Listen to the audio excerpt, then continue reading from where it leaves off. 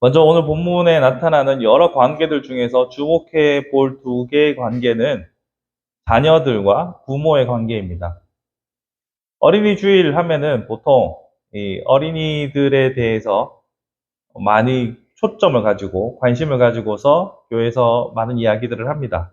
그리고 장차 미래 세대의 아이들을 위해서 교회가 어떻게 해야 할 것인지에 대해서 많이도 이야기합니다. 성경에서 어린아이에 대해서 말하고 있는 대표적인 본문은 예수께서 어린아이들을 가까이 하시면서 이 아이들을 막으려는 제자들을 향하여서 이 어린아이와 같이 하나님 나라를 받들지 않으면 누구도 천국에 갈 수 없다라고 하셨던 말씀을 기억하실 겁니다. 그 본문의 내용을 생각해 보시면 어린아이처럼 되어야 천국 갈 수 있다? 우리가 어린아이처럼 순수해야 하는가? 뭐 여러 가지 추측들을 할 수 있지만 가장 보편적이고 가장 주된 해석은 어린아이가 가지고 있는 의존성, 부모를 향한, 어른을 향한 그 의존성을 말씀하시는 것으로 우리는 해석합니다. 즉, 어린아이처럼 하나님께 겸손한 마음으로 의존하는, 하나님만 의지하는 삶에 대해서 강조하고 있는 것이죠. 거기서 추측해 보건대 어린아이의 특징이라고 하면 의존성, 이 의존성 때문에 생기는 많은 문제들이 있습니다. 그러니까 부모들이 자녀를 대할 때 이 자녀들이 가지고 있는 이 의존성 때문에 이 변질되어서 자녀를 억압하고 본인의 의지대로 자녀를 키우려고 하는 그런 폭력성이 나타나는 경우들이 종종 있죠.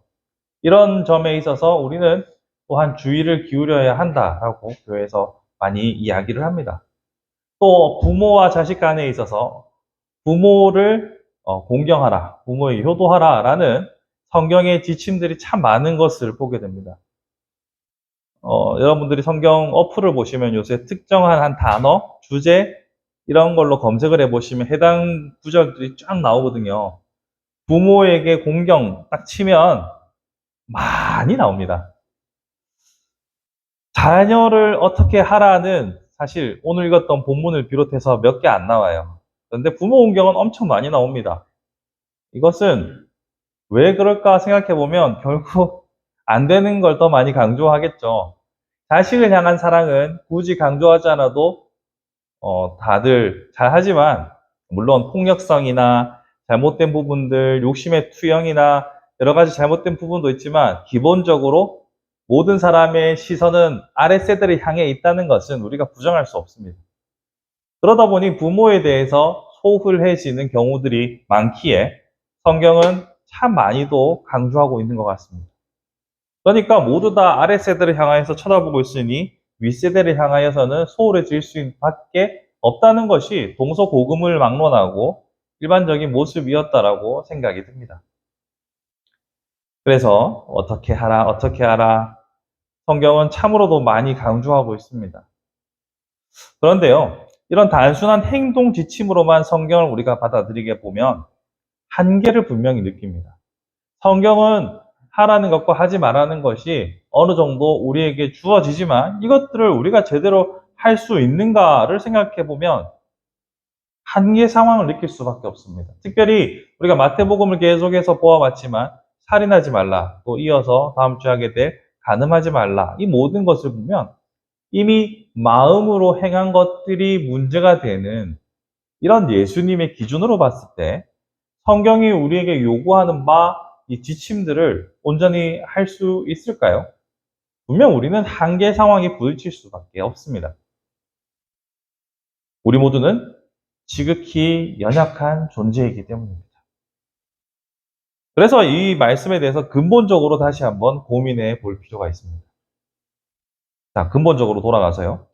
원래 부모를 향한 사랑, 자녀를 향한 사랑, 이웃을 향한 사랑, 이 모든 것들은 사랑이라는 대전제에 기초해서 대상에 따라서 이름만 바뀔 뿐입니다.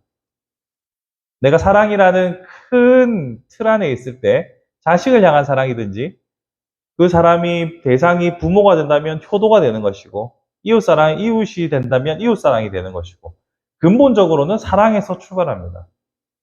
하지만 우리는 이 사랑이 대상에 따라서 온도 차이도 있고 방식도 다르다고 생각을 합니다.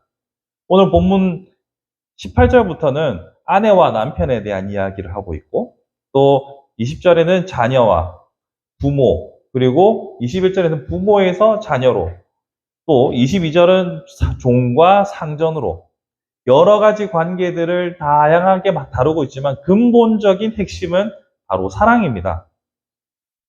이 사랑이 대상에 따라서 이름이 다르게 불릴 뿐이지 결국 사랑에 대한 이야기들이라는 것을 우리는 주목해 봐야 합니다. 그러면 예수님의 사랑이 얼마나 내게서 구현되고 있는가가 핵심인 것이요. 더 구체적으로 나가면 나는 예수를 알고 있는가가 핵심이 되는 겁니다. 내가 예수를 온전히 알고 그 사랑을 실천하고 있는가가 문제의 핵심이라는 겁니다. 그러니까 사랑이 대상에 따라서 다양한 변주가 발생하지만 근본적으로 내 안에 예수의 사랑이 있는지, 오늘 본문을 차용해서 이야기해 보면 죽게 하듯 하고 있는지를 우리는 고민해 봐야 하는 것이죠. 결국은 하나님의 사랑, 즉 예수 그리스도로 완성되는 이 하나님의 사랑을 얼마나 알고 행하는가가 삶의 핵심인 겁니다. 그리고 그 사랑, 예수 그리스도의 사랑이라는 거대한 본질을 대상에 따라서 어떻게 지혜롭게 적용하는가의 문제인 것이죠. 결국 우리 안에 예수가 존재하느냐, 우리가 예수를 아느냐가 오늘 본문에서 나타나고 있는 여러 관계에 있어서 성공적인 사랑의 실천의 실마리 혹은 핵심이 되는 것입니다. 보통 제가 예화를 들어서 말하는 것을 별로 하진 않습니다. 하지만 이것이 어제 설교를 준비하다가 이런 예화가 하나 떠올라서 한번 비유로 한번 드려볼게요. 여러분, 자동차에 엔진이 있잖아요. 배에도 엔진이 있죠. 엔진 안에 연료가 들어가서 폭발을 하는 폭발 에너지가 차를 움직이게 하죠. 그런데 이 에너지가 100이라고 치면 바퀴에 굴러가는 에너지는 절대 100이 되지 못합니다. 엔진에서 100만큼의 힘이 빵 터지잖아요. 근데 바퀴에서 굴러갈 때 힘은 그것보다 훨씬 적어져요. 폭발할 때 나는 열 에너지로 어느 정도 날아가고, 그 다음에 안에서 마찰 에너지로 어느 정도 날아가고, 이렇게 해서 엔진에선 100이 터지지만 실제로 바퀴에서는 70, 60 정도밖에, 그보다 더 낮을 수도 있어요. 밖에 안 돼요. 전달이 다 안 되는 거죠. 분명히 로스가, 손실이 생기는 거예요. 마찬가지로 하나님께서 우리에게 베풀어 주시는 사랑이 우리를 통해서 흘러갈 때는 반드시 로스가 생깁니다. 100%다 안 가요. 왜냐하면 우리 안에 가지고 있는 우리 안의 연약함 때문에, 우리 안의 욕심이나 우리의 죄의 본성 때문에 100%다 안 가게 되더라고요. 그렇기 때문에 우리는 날마다 우리 안에서 우리를 통해서 흘러가는 사랑에 대해서 언제나 생각하고 또 고민해야 합니다. 그리고 열 에너지도 계속 식잖아요. 가만히 놔두면 열이 날아가잖아요. 그것처럼 우리가 하나님께 은혜를 받았다라고 생각하지만 그것은 우리 안에서 자연적으로 증발해 버릴 때가 참 많습니다.